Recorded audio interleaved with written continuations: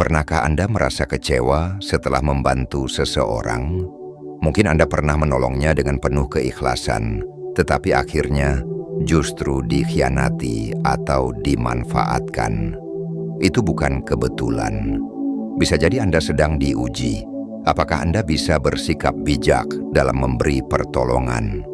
Sebagai seorang Muslim, kita diajarkan untuk selalu berbuat baik, menolong sesama, dan memberi bantuan kepada mereka yang membutuhkan. Namun pernahkah kita berpikir bahwa tidak semua orang pantas menerima bantuan kita?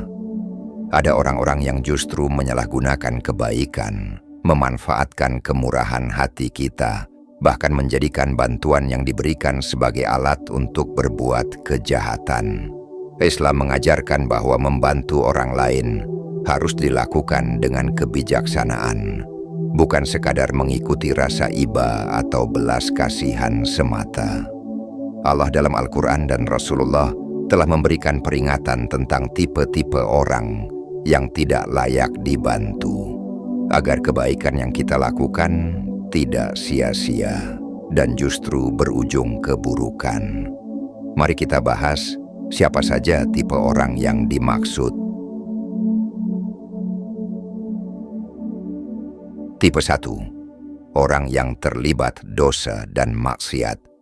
Allah Subhanahu wa Ta'ala dengan tegas melarang kita membantu orang yang melakukan dosa dan maksiat. Jika seseorang meminta bantuan untuk melakukan perbuatan yang haram, seperti menipu, menyebarkan fitnah, atau tindakan kriminal, kita wajib menolak. Jika kita membantu mereka, tanpa sadar kita juga ikut menanggung dosanya. Berani berkata tidak adalah bentuk penjagaan diri dari dosa. Kita bisa mengajak mereka kepada kebaikan atau mendoakan, tapi jangan pernah terlibat. Tipe 2. Orang yang malas dan enggan berusaha. Islam sangat menjunjung tinggi kerja keras. Nabi Muhammad SAW mengajarkan bahwa mencari rezeki dengan keringat sendiri jauh lebih mulia daripada meminta-minta. Orang yang lebih suka meminta-minta daripada bekerja, meskipun mampu berusaha, justru akan semakin malas jika terus-menerus dibantu. Memberi bantuan kepada mereka tanpa solusi jangka panjang hanya akan membuat mereka semakin bergantung. Bantulah dengan cara yang benar. Berikan dorongan, motivasi, atau bahkan peluang kerja, bukan sekadar memberi tanpa mendidik. Tipe 3. Orang yang mengkhianati kebaikan. Dalam Islam, kejujuran dan rasa syukur adalah akhlak yang mulia. Namun ada orang-orang yang justru mengkhianati kebaikan yang diberikan kepada mereka. Mereka meminta pertolongan saat butuh, tetapi setelahnya mereka tidak peduli atau bahkan menikam dari belakang. Membantu orang seperti ini hanya akan membuat kita terus dimanfaatkan. Islam mengajarkan bahwa kita harus berbuat baik, tetapi juga harus cerdas dan berhati-hati agar tidak dimanfaatkan oleh orang yang tidak tahu berterima kasih. Tipe 4. Orang yang gemar menyebarkan fitnah. Fitnah dan adu domba adalah perbuatan tercela yang bisa merusak hubungan antar sesama. Rasulullah bersabda, tidak akan masuk surga orang yang suka mengadu domba. Jika kita membantu orang yang suka menyebarkan kebohongan atau memprovokasi permusuhan, kita ikut bertanggung jawab atas kerusakan yang terjadi. Cara terbaik adalah menjauh dan tidak terlibat dalam perkataan atau perbuatan mereka.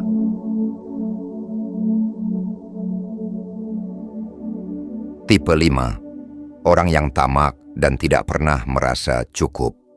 Sifat qanaah, yaitu merasa cukup, adalah akhlak yang dianjurkan.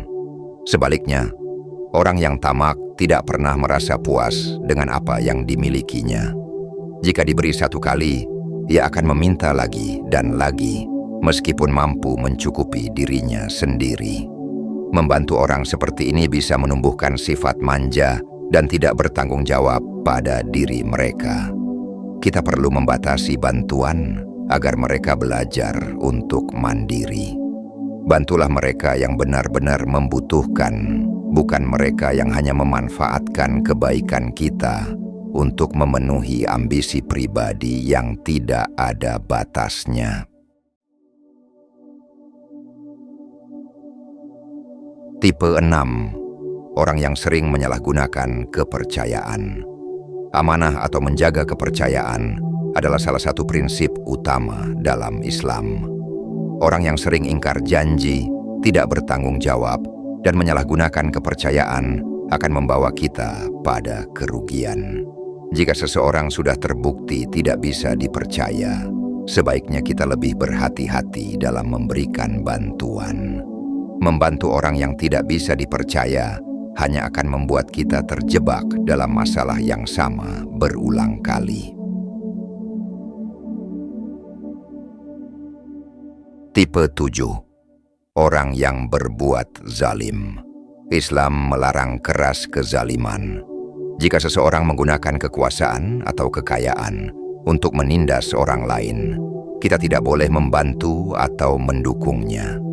Pertolongan terbaik bagi orang zalim adalah dengan mencegahnya dari perbuatan tersebut. Jangan biarkan kebaikan kita dipakai sebagai alat untuk menindas orang lain.